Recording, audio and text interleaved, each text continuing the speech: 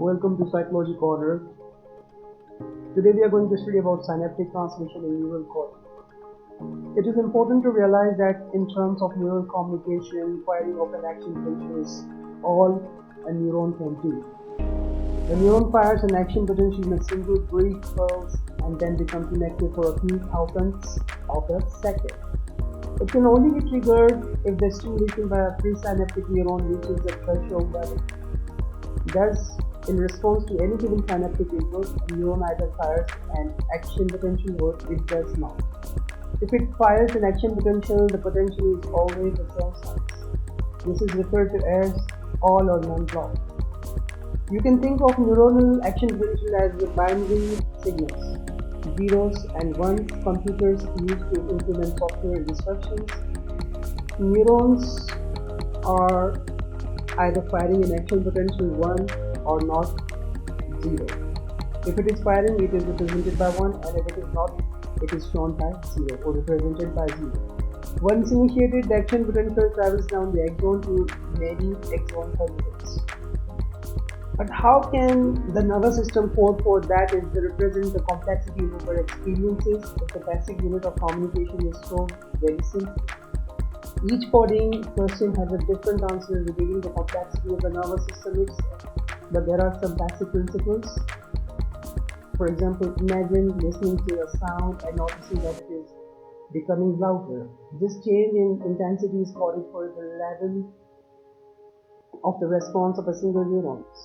Even though a neuron can only fire off action potentials, the frequency of its firing can change.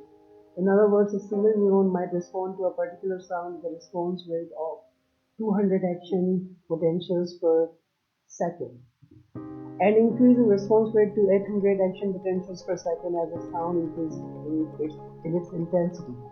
This kind of frequency coding is depicted in this process. Another way in which the neuron in the nervous system might reflect something as simple as an increase in the intensity of a stimulus by involving a greater population of neurons in response. Population coding can be powerful because of synchronization or lack thereof in the response of individual neurons often contains meanings as well. The consideration of coding question reveals that the key power of the nervous system lies in the complexity of the connections between individual neurons. As mentioned earlier, neurons do not connect directly at a synapse, and the synapse signal must travel across a site here.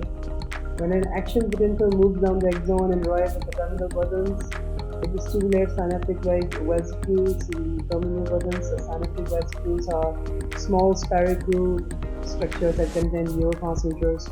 When they are stimulated, they discharge the neurotransmitters into the synapse.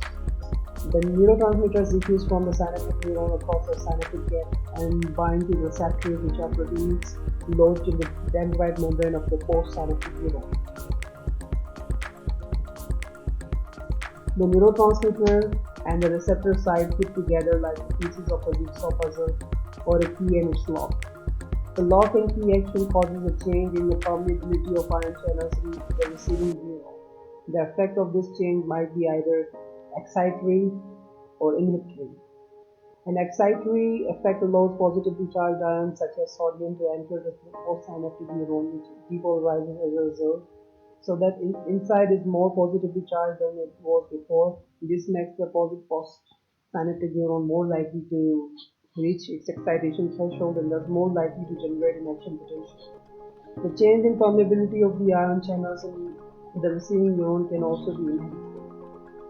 In that case, positively charged ions such as potassium leave the neuron, or negatively charged ions such as chloride enter.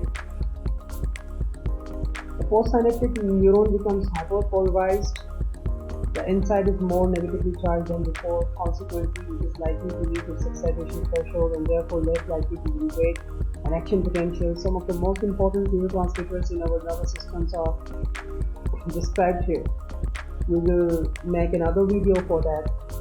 That effect of certain neurotransmitters is always exciting, for others is always inhibitory. However, for some neurotransmitters, the effect can be either excitatory or inhibitory, depending on the receptor molecules replaced. any particular neuron will receive input from many presynaptic neurons. Some of this input might be excitatory and some inhibitory. If at a particular moment and at a particular place on the cell membrane, excitatory effects are greater than the inhibitory effects, so that threshold is reached. Depolarization occurs and the neuron produces an action between the other words. The postsynaptic neuron summates the input it receives from the presynaptic neurons. Once a neurotransmitter substance is released and diffuses across the synaptic gap, its action must be very brief to maintain process control. For some neurotransmitters, the synapse is almost immediately cleared by a process of reuptake. Reabsorption of neurotransmitter by synaptic terminals from which it was released. Reuptake cuts off the action of the neurotransmitters and spares the axon terminal from having to manufacture more of the substance. For other neurotransmitters, the effect is terminated by degradation enzymes in the synaptic chemical break up the neurotransmitter and make it inactive. This is it for today, and I will come up with another video in which we will study about the red. Thank you very much.